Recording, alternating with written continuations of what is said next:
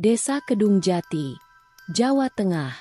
Sebuah desa kecil yang masih dikelilingi sawah dan pepohonan bambu, tempat orang-orang saling mengenal dan kabar menyebar lebih cepat dari angin.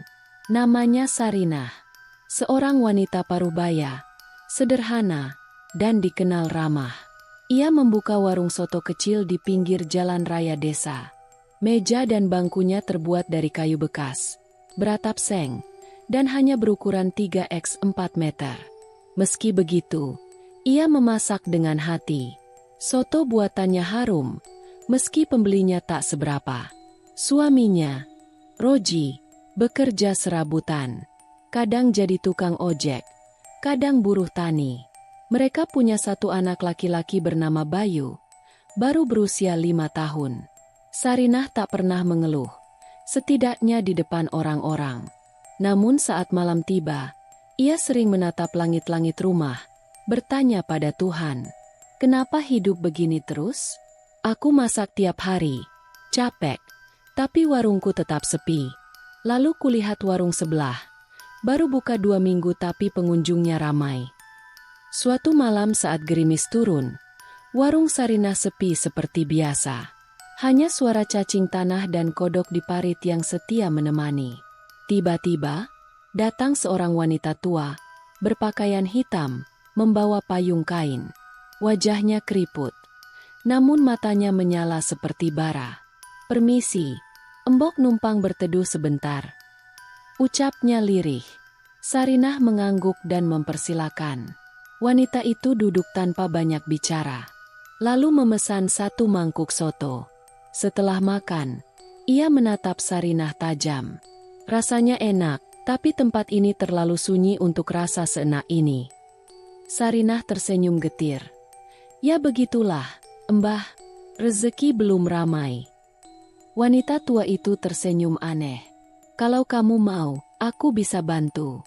Tapi ada syaratnya." Sarinah terdiam. Jantungnya berdebar pelan. Ada sesuatu yang tak beres dari cara bicara wanita ini. "Apa maksudnya, Mbah?" "Pesugihan," bisik wanita itu. "Tapi bukan sembarang pesugihan. Ini khusus. Hanya wanita sepertimu yang bisa melakukannya. Kamu hanya perlu satu hal kecil, setiap 9 bulan sekali." Sarinah menelan ludah. Malam makin dingin. Angin membawa suara gamelan entah dari mana. "Apa yang harus saya lakukan?" Wanita itu mengeluarkan kendi kecil dari tas kainnya. "Terimalah kendi ini. Di dalamnya ada anak jin. Dia akan membantumu. Tapi kamu harus beri makan dia secara gaib. Setiap 9 bulan, kamu harus setor ari-ari ke aku. Tak perlu kau tanya caranya sekarang. Yang penting warungmu akan ramai. Sangat ramai." Sarinah terdiam. Matanya menatap kendi itu. Dan tanpa ia sadari, kepalanya mengangguk pelan. Malam itu, Sarinah membuat keputusan yang akan mengubah hidupnya. Dan dari situ, semuanya dimulai. 3 hari setelah malam hujan itu, Sarinah mulai merasa ada yang berbeda. Saat ia memasak kuah soto, aroma yang keluar dari panci terasa lebih kuat dari biasanya. Harumnya menyengat, membuat perut lapar hanya dengan menciumnya. Tak ada yang berubah dari resepnya, masih sama seperti dulu. Tapi hasilnya berbeda, jauh berbeda. Pagi itu, warungnya yang biasa sepi mulai didatangi 1-2 orang yang sebelumnya tak pernah lewat daerah itu. Mereka bilang, "Entah kenapa tiba-tiba pengin soto. Bu, pas lewat sini kok hidung langsung nyari asal bau." Hari berikutnya, makin ramai. Kursi yang biasanya kosong, penuh. Bahkan ada yang rela makan sambil berdiri. Sarinah tersenyum, namun dalam hatinya ada perasaan aneh, seperti sedang menginjak tali yang menegang. Malam harinya, Sarinah membuka kendi itu. Tangannya gemetar. Ia belum tahu apa yang harus dilakukan. Tiba-tiba, dari dalam kendi muncul asap tipis, dan perlahan membentuk sosok kecil. Anak laki-laki, kurus, berambut panjang, matanya besar dan gelap. Ia berdiri di sudut ruangan, Tanpa suara, Sarinah tersentak mundur. Ia hendak menjerit, tapi anak itu hanya menatap, lalu tersenyum tipis. "Aku, pembantumu sekarang. Ibu tidak usah takut," katanya dengan suara lirih, seperti bisikan angin dari dalam sumur. Anak itu tak punya nama. Sarinah hanya memanggilnya Endaru. Endaru hanya muncul saat malam. Ia duduk diam di dapur, kadang melompat di atas genteng, kadang membisikkan resep-resep aneh yang membuat kuah sotonya makin digemari. Dan satu hal yang paling mengejutkan, Endaru menyuruhnya untuk melakukan satu ritual kecil. Setiap pagi, sebelum membuka warung, Sarinah harus mencelupkan sepotong celana ke dalam kuah soto, diam-diam.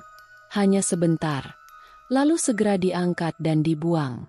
"Aku tak suka darah, tapi bau manusia itu bisa membuat mereka datang," kata Endaru suatu malam. Sarinah mual, tapi ia sudah terlalu jauh. Dalam waktu 3 bulan, warung Sarinah sudah membuka 2 cabang, satu di Pasar Wonosari, satu lagi di dekat terminal. Ia membeli mobil Avanza bekas, lalu menabung untuk membeli rumah yang lebih besar. Namun sesuatu mulai berubah di dalam rumah tangganya.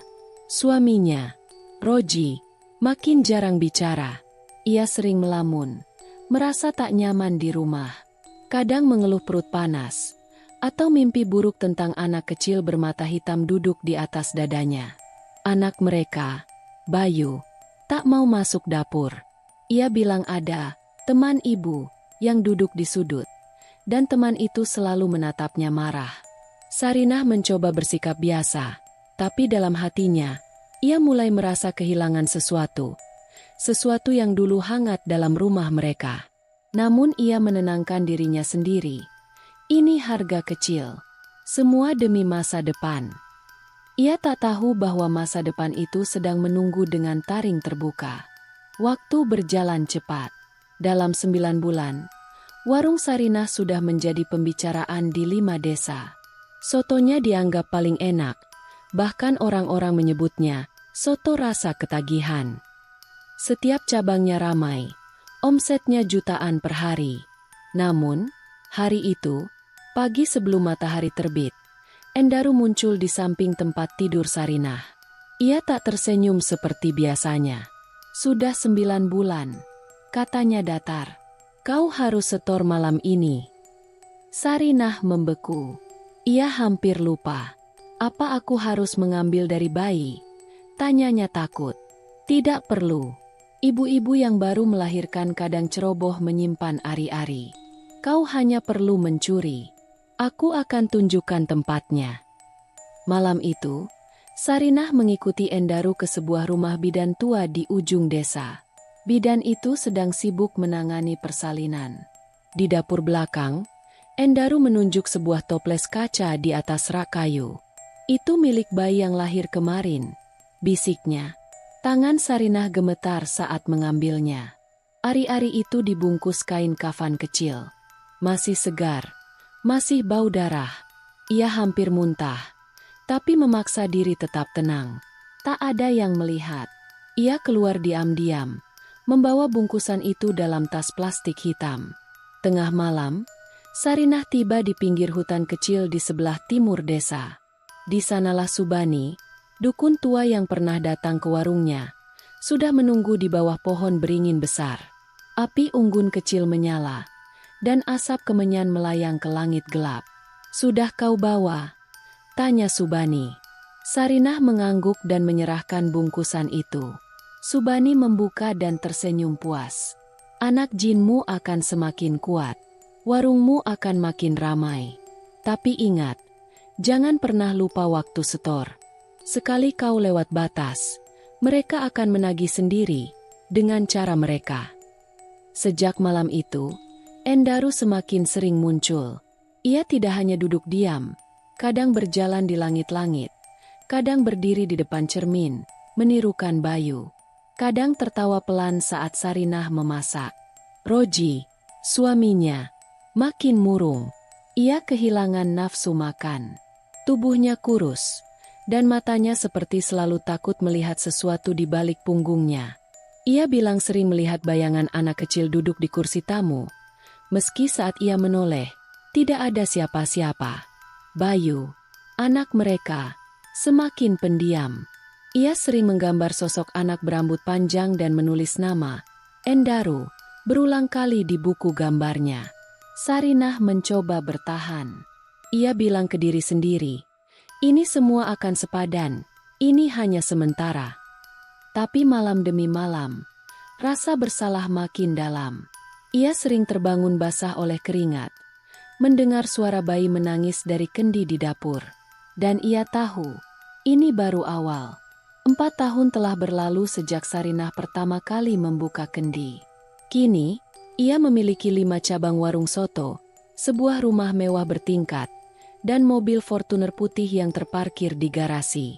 Orang-orang menyebutnya Ratu Soto. Namun, rumahnya sunyi. Roji hanya terbaring di kamar, tak bisa berjalan.